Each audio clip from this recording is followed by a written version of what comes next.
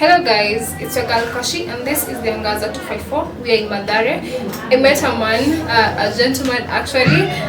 He began years committed his life to creating a better environment for the Mathare kids, making sure that the kids get a conducive environment for growing. So we are going to get to know him a little bit more and get to hear his side of the story and how he has begun a foundation called the Oasis of Hope. So we're going to hear his story a little bit, knew how he began this foundation, how challenging has it been for him, and the achievements and how far he has come when it comes to Oasis of Hope. Hello, Jacob. Hello. Yes, so you're going to introduce yourself. Yeah, my name is Jacob Ogodo. I'm the founder of Oasis of Hope, Mathare. What made you begin Oasis of Hope? We started Oasis of Hope in 2015 because someone helped me when I was struggling in school. I didn't have school fees. I didn't have someone to look up to because my dad passed on when I was still very young. I needed people to look up to me. So someone impacted my life, influenced my life, and as a result of that, I decided to give back. So that is why I started this organization. So how, when for the starting point, they say that starting something is not easy. So how challenging is it? It was challenging because when I started, we didn't have partners, we didn't have support, we didn't have anybody to hold our hands. So actually most of the time, I could find myself alone here working. But then I didn't have this center, we were using a community hall. So there were we really struggled. I really struggled in terms of finances, how to make the activity running.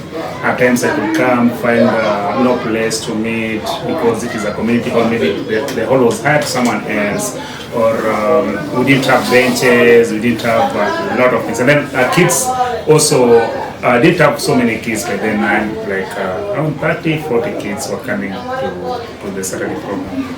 So when you were beginning the foundation, how did the parents take it? How supportive were they? Some were very supportive, and actually from 2015 there are parents that we worked with, we trained with, we've had a very good rapport. But some also were criticizing because some felt like I was using their children, which wasn't really the case because by then it was a real struggle. So in terms of support, yes, we had great support from other parents, but at the same time, some were not really in for the idea. Some parents could bring their kids to come and be with us. Some were like telling their kids not to come. So yeah, it was kind of 50-50. So how did it reach to this point, like the number you are now that you are having on Saturdays, how did it reach to this point? Did you go out marketing this foundation, or after people they have heard that there's a foundation, there's a Oasis of Hope, they began coming, or how did you manage to get that? Our turning point was in 2020 during COVID.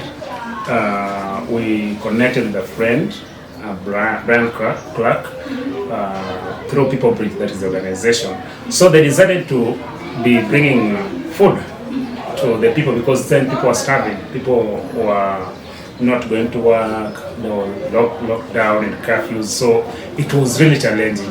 So that is when we came in to support the families that of the kids who we've been fellowshipping with, and through that we attracted so many people, and that is when now things started moving, because from 2015 we didn't have, I said we didn't have resources, we didn't have partners, we didn't have donors and all that. So in 2020, that is when now a lot of kids came, we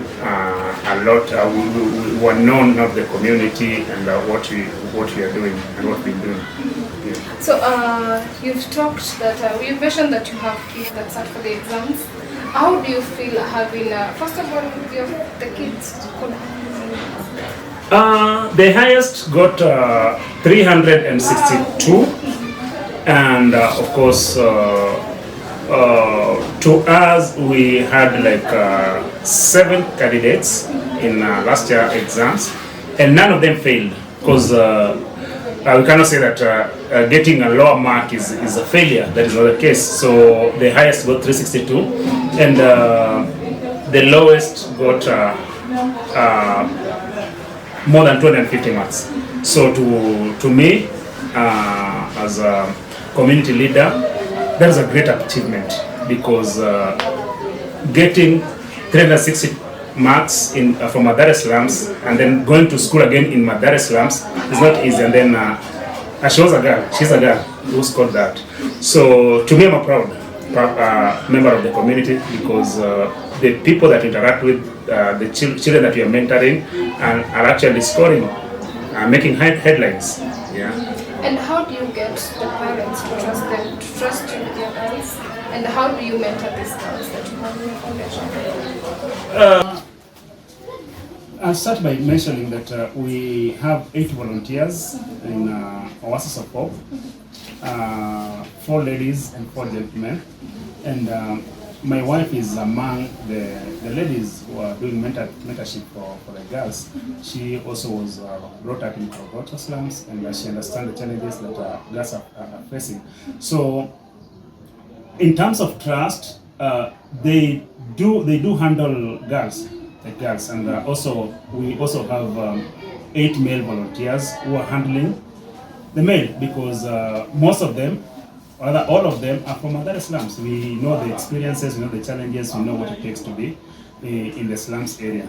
Apart from that, I started working with children department, children ministry since early 2000s. So I have great and huge experience, and that is why I actually gained trust with these children and with the parent. Apart from that, I'm also a child protection officer of this area.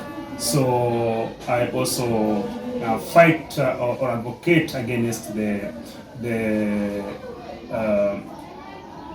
crime against children in this area. So through that, we've gained trust, and also the outstanding performance that we've had in the community, because people can easily reach to hold of us, can easily share the challenges in terms of when there's maybe this boy child or girl child who is going off the track.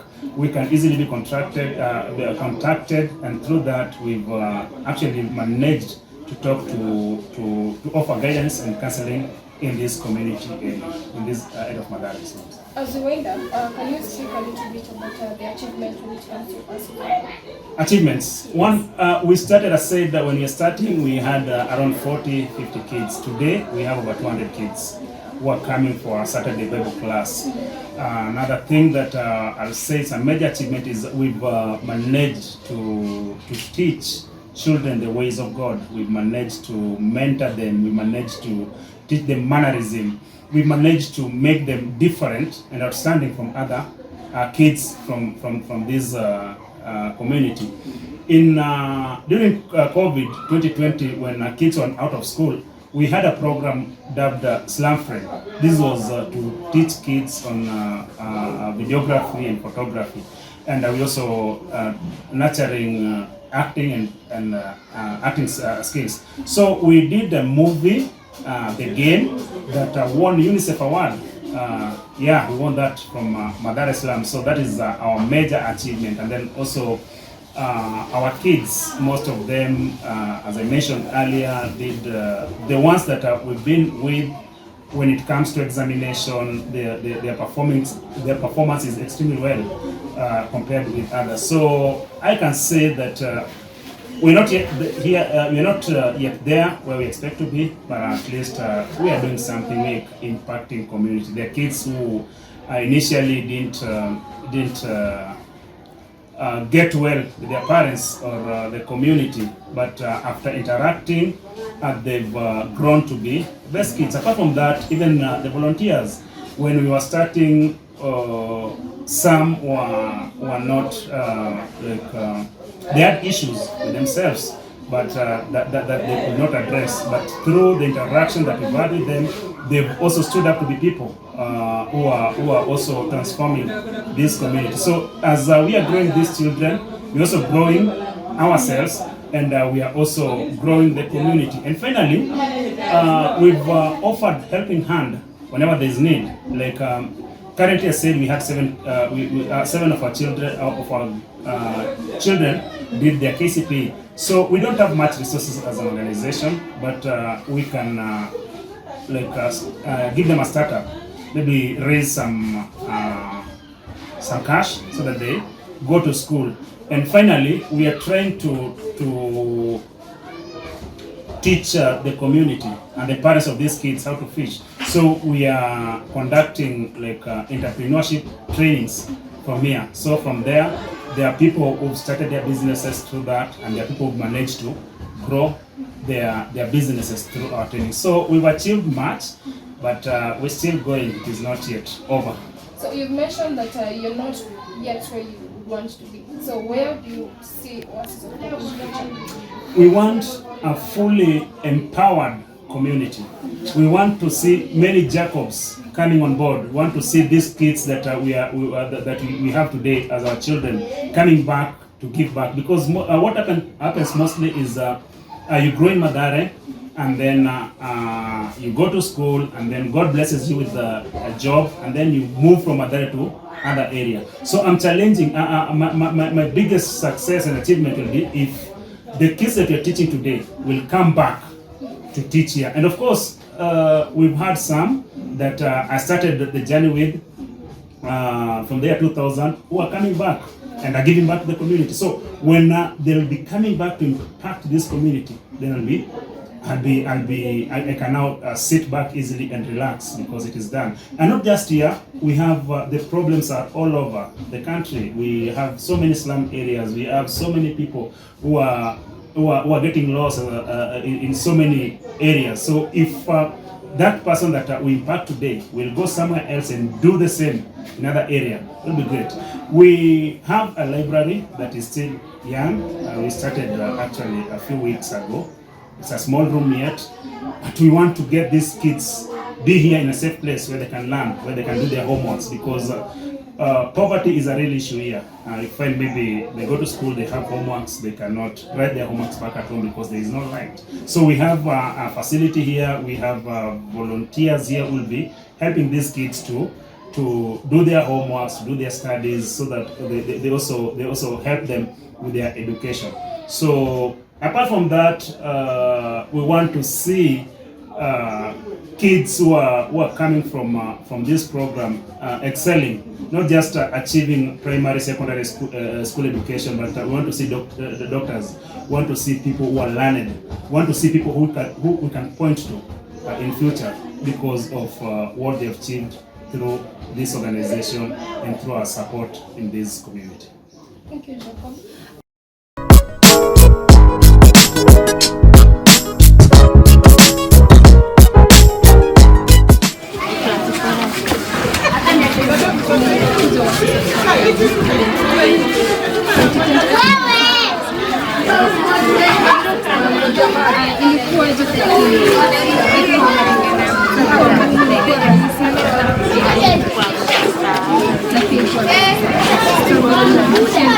Guys, yet again with a candidate of last year, Kcpe. We are going to hear her story, the fact that she lives in Mathare, how she attained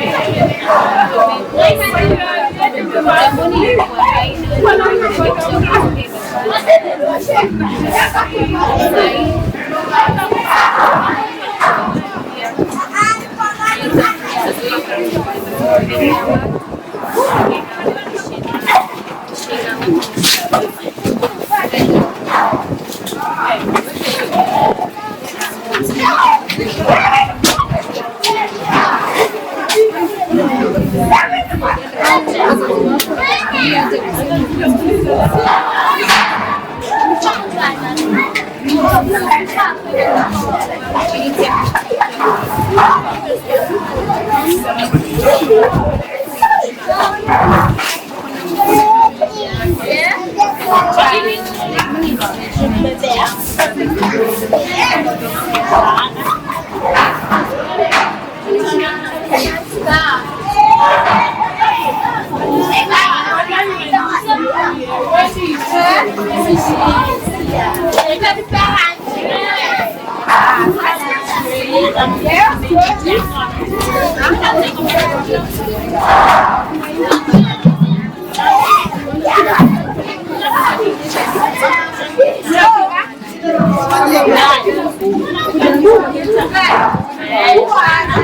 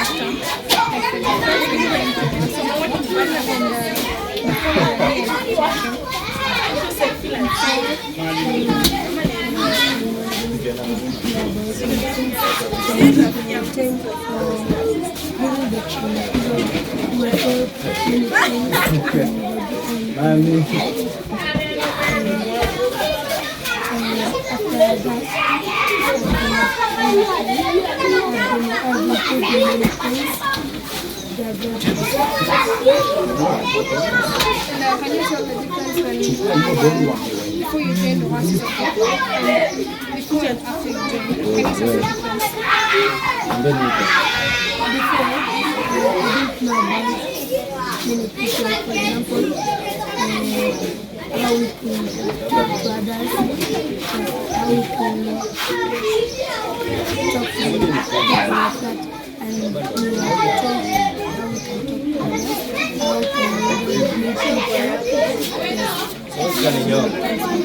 how we can meet people. Do you have age limit when it comes to the Saturday lessons? No. So how long have you been coming to the event on Saturday, the program on Saturday?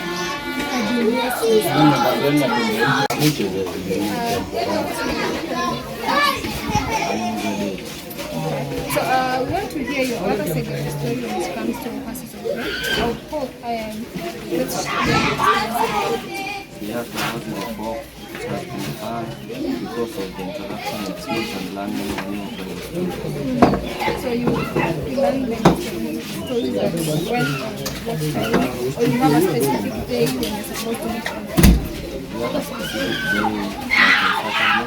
We always come here, we interact together at the ground, come here and learn the stories. So how are you anticipating, because we assume that you are sitting to your Kcpe this year, and how are you anticipating when it comes to your Kcpe and Oasis of Hope?